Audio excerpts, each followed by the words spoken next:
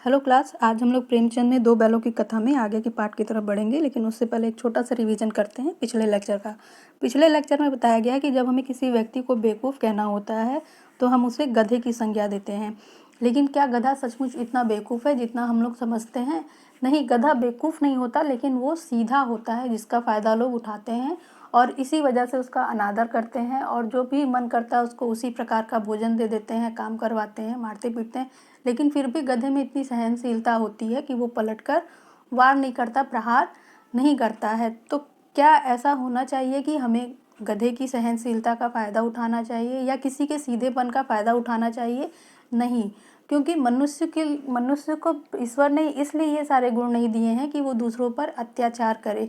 प्रेम का भाव, दया का भाव मनुष्य में इसीलिए दिया गया है ताकि वो इस संसार में संतुलन बनाए रखे और जो बुराइयां हैं उनको दूर करता रहे और इस संसार में प्रेम भाईचारे का माहौल बनाए रखे। अब हम आगे देखते हैं क्या लिखा है। लेकिन गधे का एक छोटा भाई और भी है जिसे जिसे कम ही गधा कहते हैं, और वह है बैल। और इस प्रकार अब हम लोग आते हैं कि इन्होंने एक दूसरे जानवर की संज्ञा यहाँ पर दी है, और वो कौन है? बैल है। तो बैल को कम गधा क्यों कहा जाता है? क्यों? क्योंकि बैल और गधे के स्वभाव में अंतर है।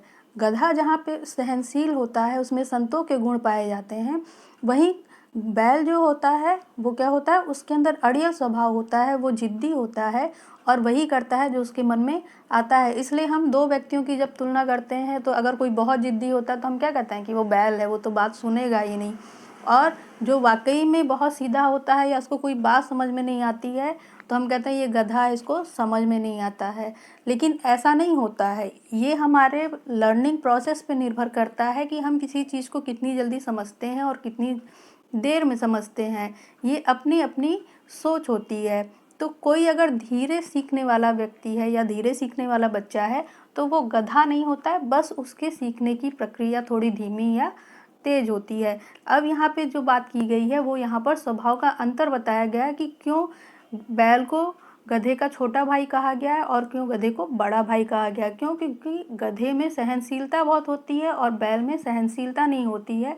वो अपने ऊपर किए गए अत्याचारों का पलटकर जवाब भी देता है और कभी कभी उसका मन करता है तो ऐसे ही वो किसी की पिटाई भी कर देता है। लेकिन गधा क्या होता है, आप उसको कितना भी मारिए पीटिए, वो ज़्यादातर यही कोशिश करता है कि वहाँ से वो बचकर निकल जाए।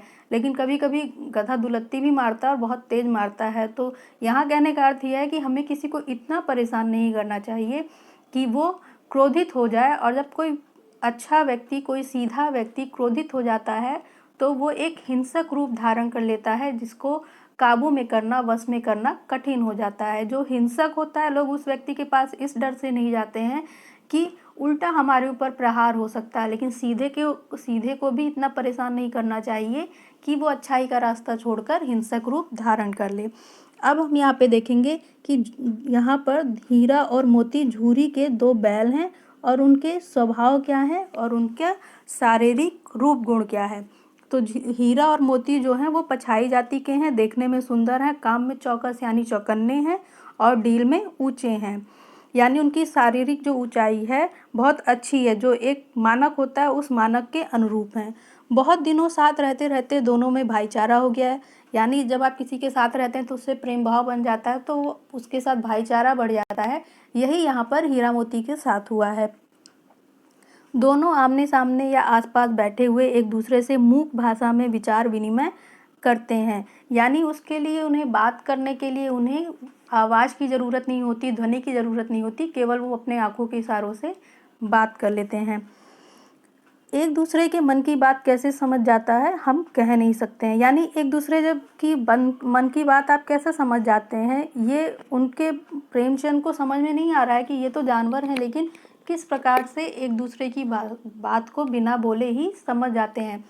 तो यहाँ पर ये होता है कि जब हम किसी व्यक्ति से अत्यधिक स्नेह करते हैं और उसके स्वभाव से परिचित हो जाते हैं और उसके कार्यों का जब हम ऑब्जर्वेशन करते हैं, उसको बारीकी से देखते हैं, तो वो व्यक्ति कोई बात कहे ना कहे, बिना कहे हम उसकी बात समझ लेते हैं। इसका सबसे अच्छा उदाहरण अगर आप ढूंढें तो हमारी माँ होती हैं, जो बचपन से हमको पालती पोसती बड़ा करती हैं और कब हमें किस चीज़ की ज़रूरत है, कितनी ज़रूरत है, बिना कहे लाकर हमें दे देती हैं। जैसे कभी कभी मान लीजिए हमारी तबीयत ख़राब है, लेकिन हम चाहते हैं कि हमारी मम्मी को ना पता चले, वो परेशान ना हो, या हम अपनी किसी चोट को छुपाते हैं जिससे वो परेशान ना हो, लेकिन घर में कदम रखते ही वो पहला क्वेश्चन कर देती हैं आपसे, आज चोट लगा के आए हो, आज किसी से झगड़ा हुआ है?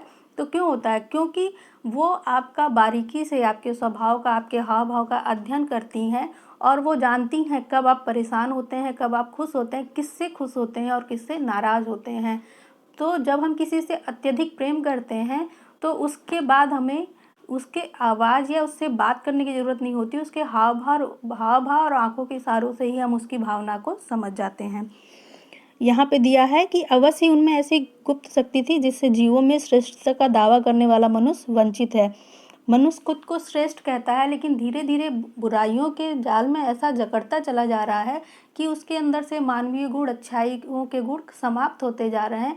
इसलिए वो प्रेम भावना से दूर हो रहा है, और श्रेष्ठता का दावा करने के बाद भी वो नीच कर्म करने लगा है, और उसके अंदर दुर्भावना, कला, द्वेष, क्रोध ऐसी भावनाएं आ गई हैं जो केवल उसको नर्क की ओर ले जा सकती हैं, या केवल जो उसकी दशा को बुरा बना सकती हैं।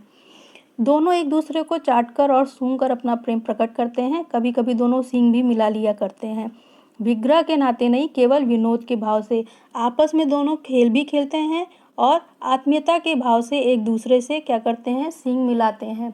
उनमें किसी प्रकार की वैमनस्यता नहीं है, होते ही धौल धप्पा होने लगता है। इसके बिना दोस्ती कुछ फूसी फूसी, कुछ हल्की सी लगती है, जिस पर ज़्यादा विश्वास नहीं किया जा सकता। जिस वक्त ये दोनों बैल हल या गाड़ी में जोत दिए जाते हैं और गर्दन हिला हिला कर चलते हैं, उस वक्त हर एक की यही चेष्टा होती कि ज़्यादा से ज़्यादा बोझ मेरी ही गर्दन पर रहे। तो यहाँ कहने का अर्थ ये है कि जब आप किसी से अटैच हो जाते हैं तो आप चाहते हैं कि उसका बर्डन कम से कम हो। यहाँ पर यही काम हीरा और मोती करते हैं कि एक दूसरे पे ज़्यादा बोझ ना हो, इसलिए ज़्यादा से ज़्यादा बोझ को अपनी तरफ लाने की कोशिश करते हैं।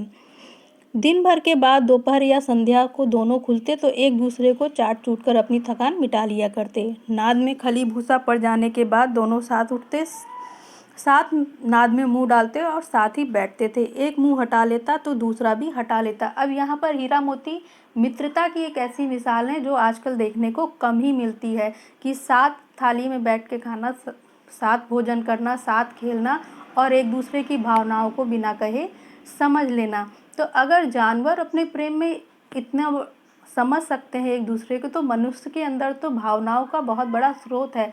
केवल उस स्रोत को समझने की ज़रूरत है, जानने की ज़रूरत है।